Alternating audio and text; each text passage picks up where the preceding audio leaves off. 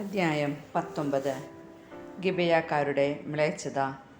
ഇസ്രായേലിൽ രാജവാഴ്ച ഇല്ലാതിരുന്ന അക്കാലത്ത് എഫ്രായിം മലനാട്ടിലെ ഉൾപ്രദേശങ്ങളിൽ വന്നു താമസിച്ചിരുന്ന ഒരു ലേവ്യൻ യൂദായിലെ ഒരു ബത്ലഹേംകാരിയെ ഉപനാരിയായി സ്വീകരിച്ചു.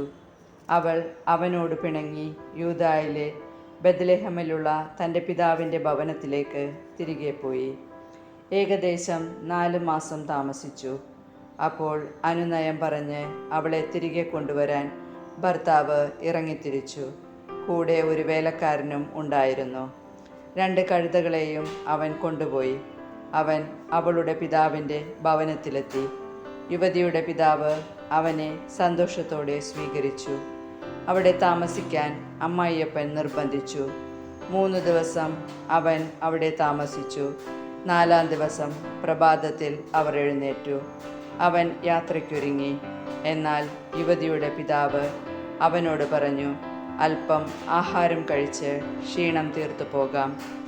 അങ്ങനെ അവർ 2 പേരും ഒരുമിച്ചിരുന്ന് തിന്നുകയും കുടിക്കുകയും ചെയ്തു.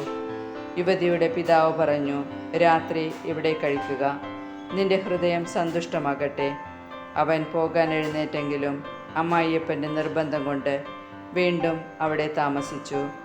5-ാം ദിവസം അതിരാവിലെ പോകാൻ അവൻ തയ്യാറായി. അപ്പോഴും യുവതിയുടെ പിതാവ് പറഞ്ഞു, ഭക്ഷണം കഴിച്ച് ക്ഷീണം മാറ്റുക, വെയിലാറുന്നതുവരെ താമസിക്കുക. അങ്ങനെ അവർ ഒന്നിച്ചു ഭക്ഷണം കഴിച്ചു.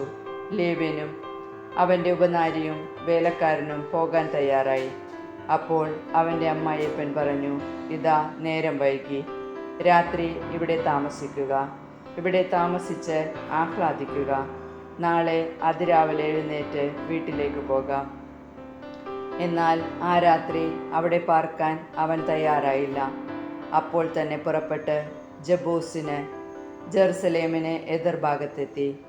ഉപനാരിയും ജീനിയിട്ട 2 കഴുതകളും കൂടെയുണ്ടായിരുന്നു. അവർ ജബൂസിൻ്റെ അടുത്തെത്തിയപ്പോൾ നേരം വളരെ വൈകിയിരുന്നു. ഭൃത്യൻ യജമാനനോട് പറഞ്ഞു, നമുക്ക് ജബൂസ്യരുടെ ഈ പട്ടണത്തിൽ രാത്രി ചെലവഴിക്കാം.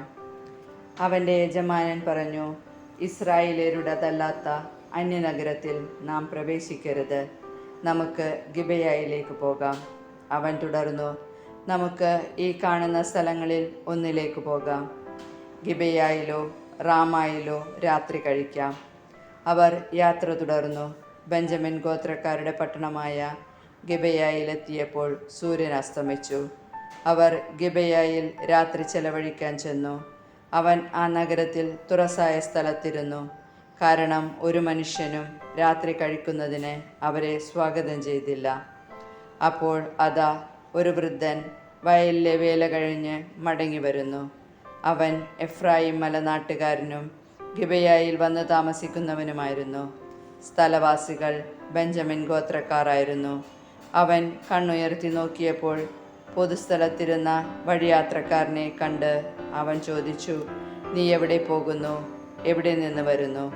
അവൻ പറഞ്ഞു, യൂദയായിൽ ബത്ലഹേമിൽ നിന്ന് എഫ്രാം മലനാട്ടിലെ ഉൾപ്രദേശത്തേക്ക് പോവുകയാണ് ഞങ്ങൾ. ഞാൻ ആ ദേശക്കാരനാണ്. ഞാൻ യൂദയായിലെ ബത്ലഹേമിൽ പോയതാണ്. ഇപ്പോൾ എൻ്റെ വീട്ടിലേക്ക് മടങ്ങുന്നു. ആരും എനിക്ക് അഭയം തരുന്നില്ല. കഴുതകൾക്ക് വേണ്ട പുല്ലും വൈക്കോലും ഈ ദാസനും ദാസിക്കും ഈ ചെറുപ്പക്കാരനും വേണ്ട അപ്പവും വീഞ്ഞും ഞങ്ങളുടെ കൈവശമുണ്ട്. ഒന്നിനും കുറവില്ല. വൃദ്ധൻ പറഞ്ഞു, സമാധാനമായിരിക്കുക, വേണ്ടതൊക്കെ ഞാൻ ചെയ്തു തരാം.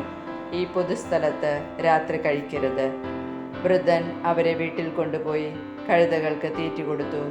അവർ കാല് കഴുകി ഭക്ഷണപാനീയങ്ങൾ കഴിച്ചു. അങ്ങനെ അവർ സന്തുഷ്ടചിത്തരായിരിക്കുമ്പോൾ നഗരത്തിലെ ചില ആഭാസന്മാർ വീട് വളഞ്ഞ് വാതിലിൽ ഇടിച്ചു. വീട്ടുടമസ്ഥനായ വൃദ്ധനോട് അവർ പറഞ്ഞു, നിന്റെ വീട്ടിൽ വന്നിരിക്കുന്ന ആ മനുഷ്യനെ പുറത്തു കൊണ്ടുവരിക, ഞങ്ങൾ അവനുമായി രമിക്കട്ടെ.